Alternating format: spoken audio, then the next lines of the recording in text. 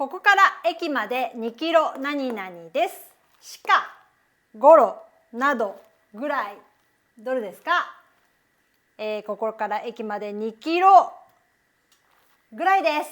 ぐらい means about, around, approximately. It is used when you don't know the exact number but want to say it's close. The distance isn't exact 2 kilometers, but you want to say it's around 2 kilo. So, ぐらい is appropriate. しか means only, but always used with negative sentence.